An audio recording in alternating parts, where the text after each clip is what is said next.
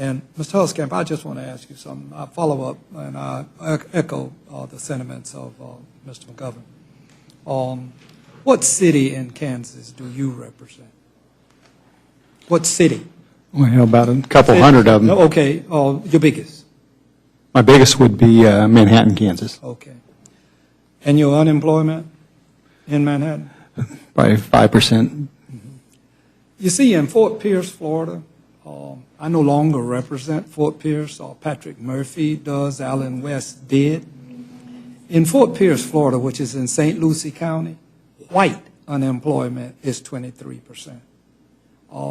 African-American unemployment is 37%.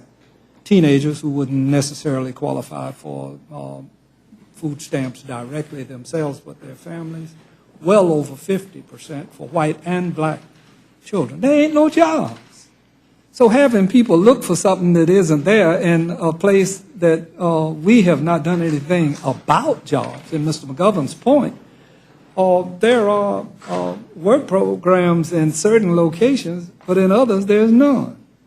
And therefore there's nowhere to go. I just met with people on both sides of the issue of this farm bill. And specifically, and I do represent a rural and an urban district, which is a difficult balance. I'm not the only one here in Congress that has that challenge, and I accept that challenge. But in talking today with major growers, I pointed out to them that much of the work, and I represent the Everglades, I represent 75%, along with Tom Rooney, of all of the sugarcane grown in America. I represent 50%, along with Tom Rooney and Mario Diaz-Balart, of all of the winter vegetables in specialty crop categories in America. Now, toward that end, in that same territory, I'm talking unemployment. I just use Fort Pierce, but if I go out into the Glades and Pahokee and South Bay and places like that, the community college work to go to work in the Everglades Restoration Program closed. The Workforce Administration Program has diminished by 50% of what it was just 6 years ago. And there ain't no jobs. How can we up here in this place where we are not doing one ding-dong thing in a meaningful way to create jobs, talk about it? And least of all, and I suspected exactly what you said, that your unemployment is much lower than an awful lot of ours.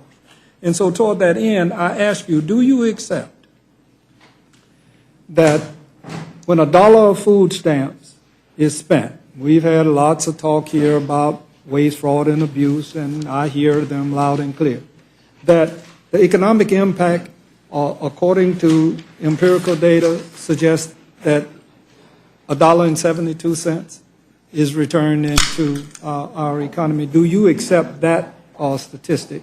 If so, then I'll leave it where it is. If not, why? I think, Congressman, I haven't seen that particular statistic. Be happy to take a look at it.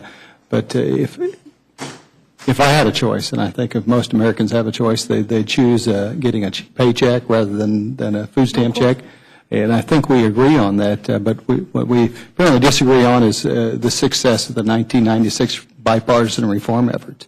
I think we need to be encouraging our states, whether it's the state of Florida, the state of Kansas, to continue to engage in things to get folks back to work and providing that. But the idea that in America we do have 3.5 million adult Americans, these are just adult Americans, that are of age to work, have no dependents, and are not required to do anything in 45 states in reference to looking for work. I think these are the folks that we should say, go out, look for job training, take some initiative, and let's get the economy moving that way. All right, so then you support the program that allows for somebody that doesn't grow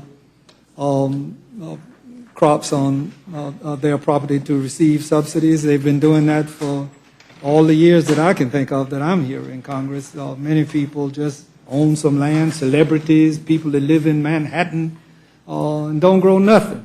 And they get money, they don't do nothing for that. Now, why do we pick on poor people? is what I'm saying, man. I mean, you know, it's enough of a problem in this country to begin with, for us to use the nutrition program as a battering ram. I just don't understand the dynamics, particularly when the economic impact is a positive one. Well, Mr. Chairman, if I might, I'll note again that the Farm Bill 11 years ago authorized $272 billion. This one, even after the amendment, if we were to adopt amendment number 151, would still spend $744 billion.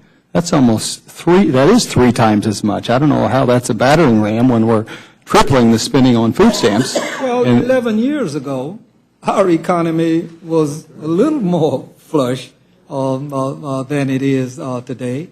11 years ago, we didn't have many of the issues. Our unemployment was different, and we had some of those work programs that you want people to go out and look for work where there are no jobs. And I just don't understand it. And I don't want to use Florida as a beacon. I have three of us are here. Don't get me into that with what we've not done that we were able to do with appropriated money that we didn't utilize to create jobs. And yet I find myself constantly dealing with people. Do you work with any charitable programs yourself, individually? Yes, I do. I do too. And what I've learned is there's a diminution in the amount of money coming into the three pantries that I work with, and there's an increase in the number of people that are in need, and we're unable to provide for them in a rather substantial way. We're hurting, and we don't need to put ourselves in this kind of position. I just hope someday somebody, I think our government came up here with a measure to separate this food stamp discussion or SNAP discussion from the rest of the Farm Bill. We're not doing ourselves proud, and we're creating monsters, I might add.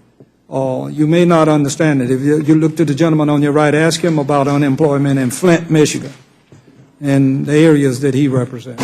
Thank you, Mr. Chairman.